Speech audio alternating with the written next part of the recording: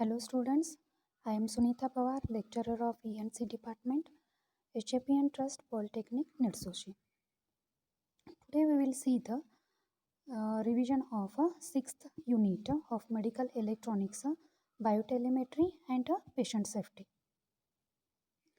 In this first we will see the physiological effect of electrical current. In this chart, I given the range of the current and effects of these currents on the human body. If current is 1 milliampere, then it is a threshold of perception. Second, 5 milliampere current, it accepted as a maximum harmless current intensity. 10 to 20 milliampere is considered as a let go current before sustained muscular contraction. 50 milliampere current, it gives a pain, possible fainting, exhaustion and mechanical injury. Heart and respiratory functions continues normally. 100 to 300 milliampere, it gives ventricular fibrillation and will be start, but respiration centers remains intact. Greater than 6 ampere current sustained myocardial contraction followed by normal heart rhythm, but temporary respiratory paralysis will be occurred. In these, burn are possible. So these are the physiological effect of electrical current. Next we will see the macroshock and microshock.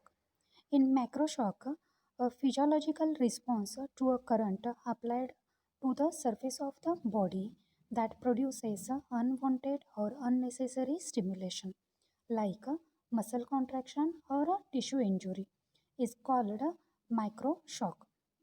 For example, taking the lowest body resistance as a 1 kilo ohm inter-electrode voltage is of in the order of 75 to 120 volt could be dangerous, and hospital patients and medical attendants are exposed to microshock, defective electronic devices and biomedical equipment.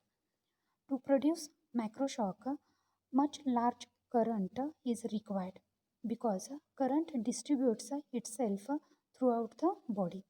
Obviously, the current at the heart is much lower in this case and more current is required to cause the shock. Second, microshock. A physiological response to a current applied to the surface of the heart that results in an unwanted stimulation like muscle contraction or a tissue injury is called microshock. Microshock is most often caused when current is excess of 10 microampere flow through a insulated catheter to the heart. Now we will see the preventive measures to reduce the shock hazards. First, all equipments should be properly grounded. Never adapt a 3-wire to a 2-wire outlet. Never use a broken cord. Do not use equipment the patient has brought from home. Next one, rubber gloves should be placed over the pacer terminal. Wear rubber gloves when working with the pacer, generator or a wire. Next one, keep the patient and patient area dry in case electrical equipment. And electrical equipment must be checked at least every 6 months. Now we will see the effects of radiation exposure. In this chart I given the dosage of radiation and also effects of ionization radiation on human being. When radiation dose is 0.03, then average dose from chest X-ray. 5. Annual exposure limit for the person who are handling nuclear medicine and X-rays. 10. Leukemia and cancer. 10 to 25. Changes in blood cells. 100 to 200.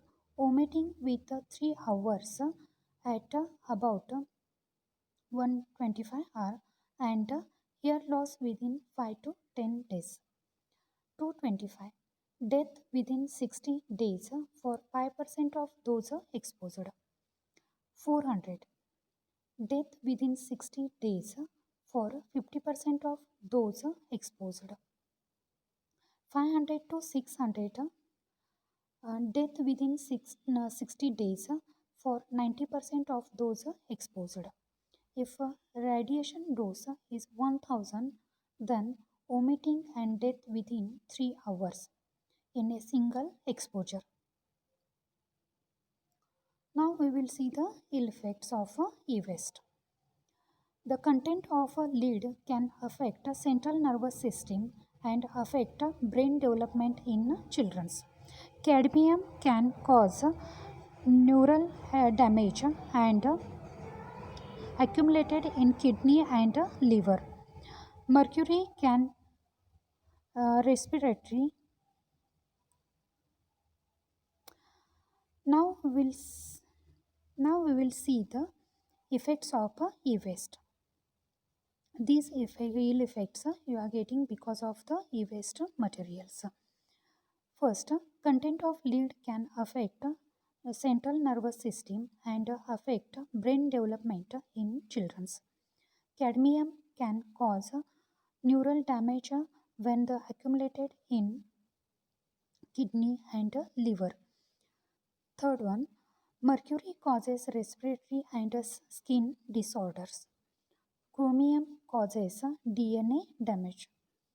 Plastic will decrease human system efficiency and damage to reproductive organs of the body.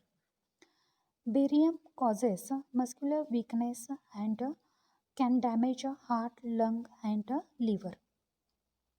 Beryllium can cause lung cancer, chronic disease and skin disease in e-waste materials. Now we will see the how to dispose the e-waste materials. First we will see the definition of e-waste.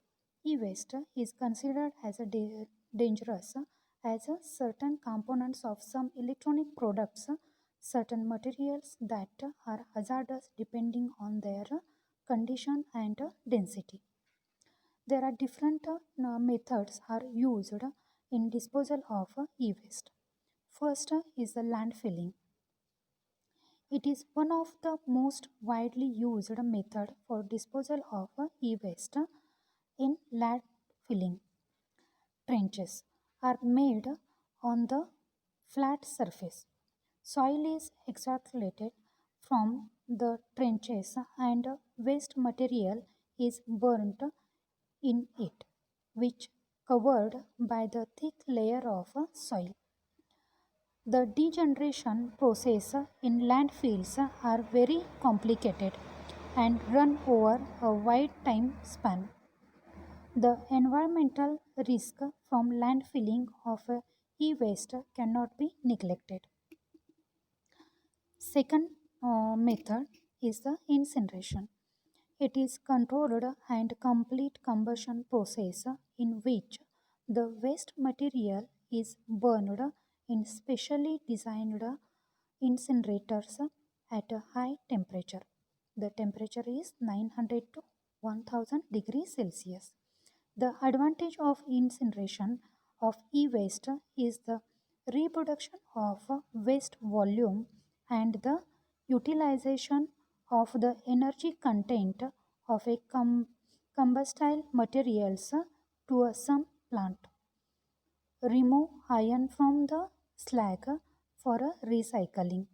By incineration, some environmental hazards of organic substances are converted into less hazardous compounds. Third type of disposal of e-waste material, that is a recycling of a e-waste. Monitor, CRT, laptop, modems, hard drives, memory chips can be recycled.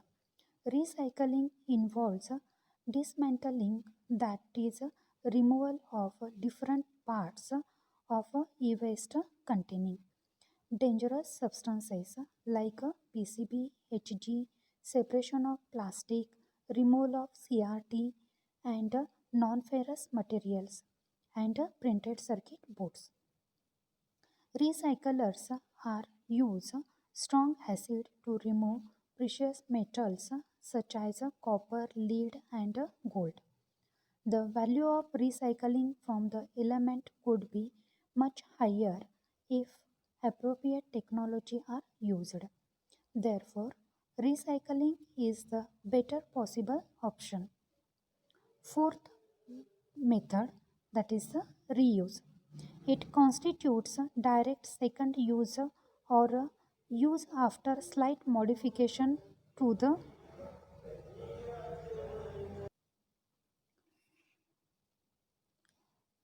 third type of disposal of e-waste is a recycling of e-waste. Monitor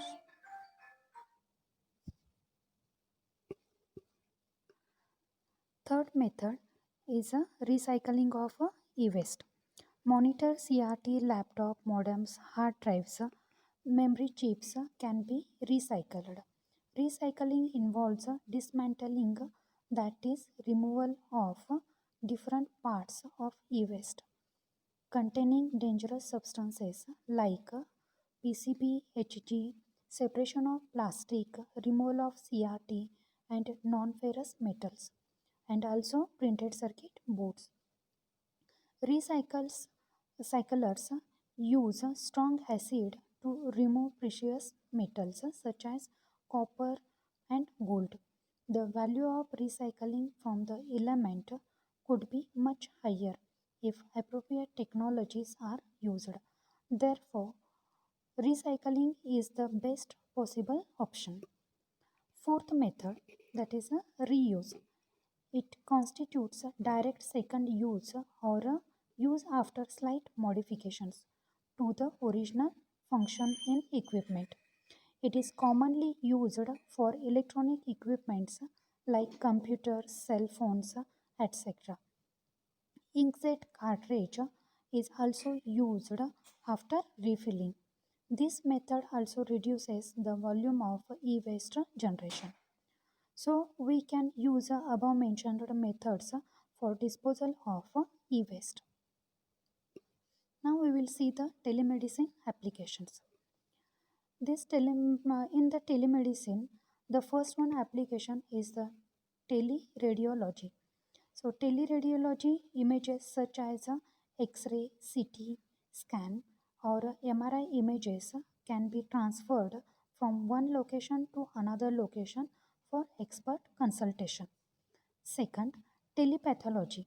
To obtain an expert opinion on the microscopic images of a pathology slides and a biopsy report from specialist.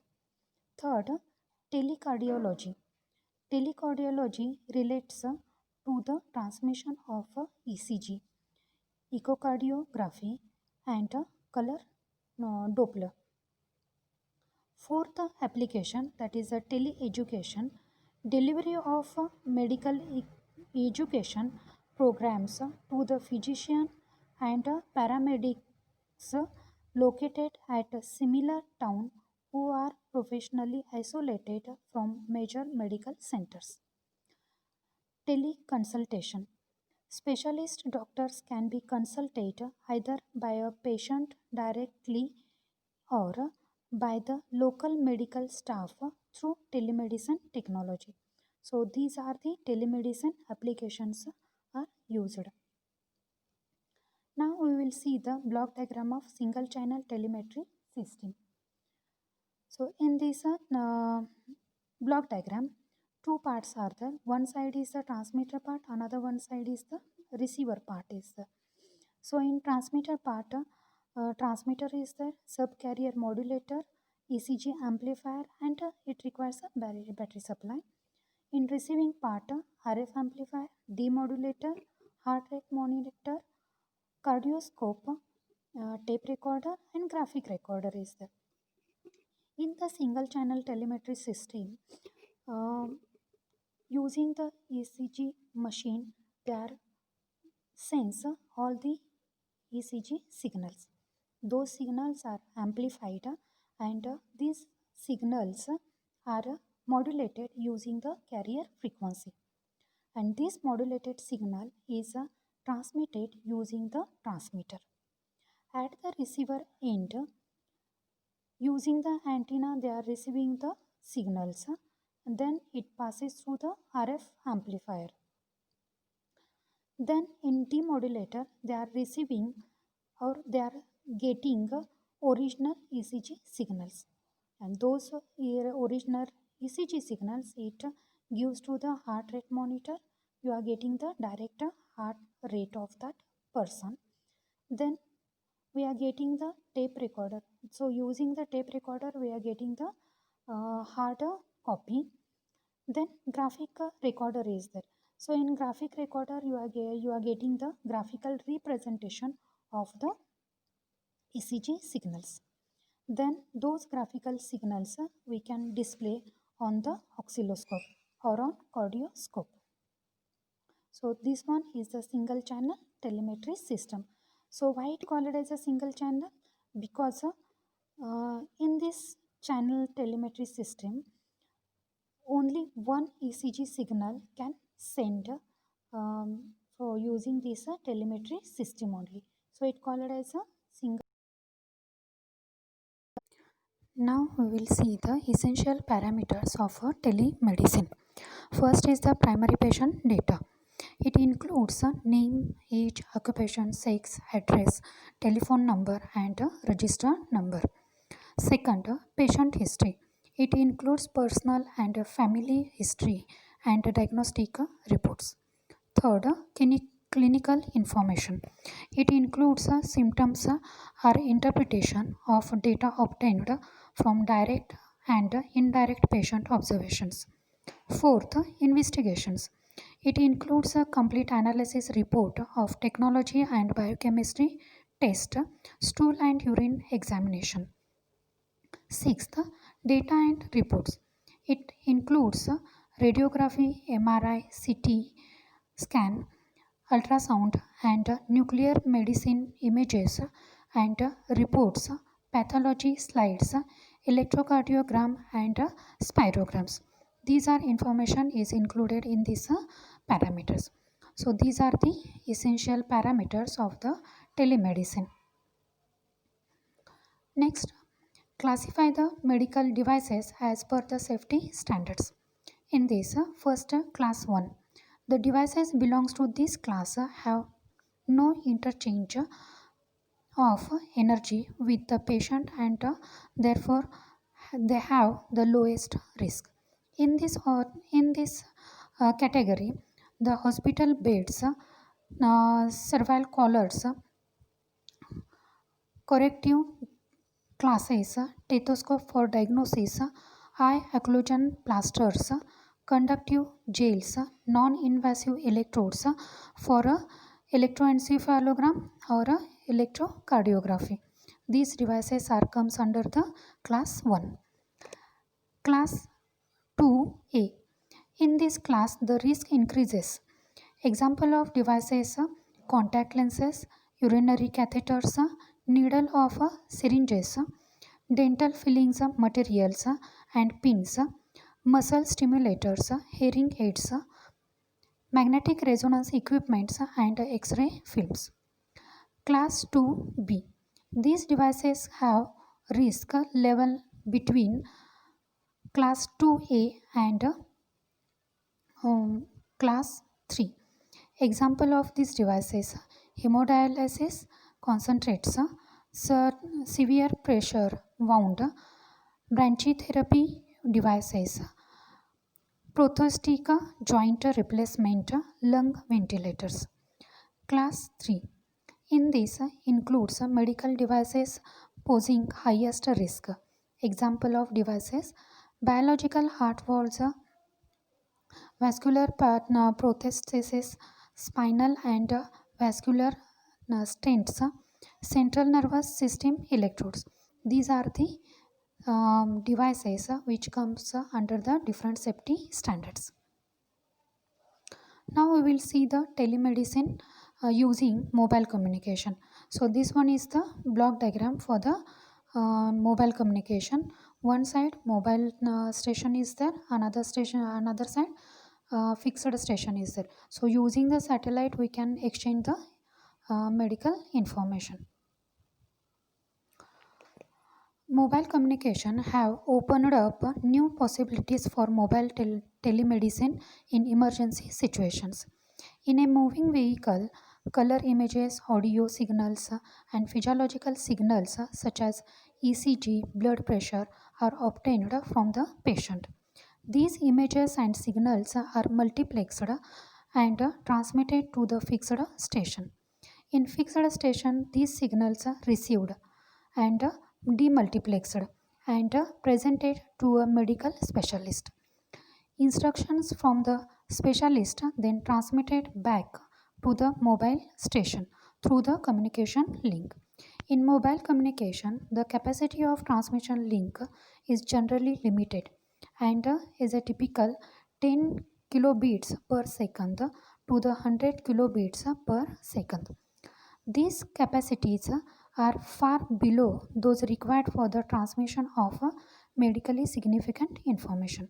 So, by adopting data compression on the video, audio, ECG, and blood pressure signals are transmitted, the total capacity required is about 19 kilobits per second, which is well within the practical capacity of a mobile communication link.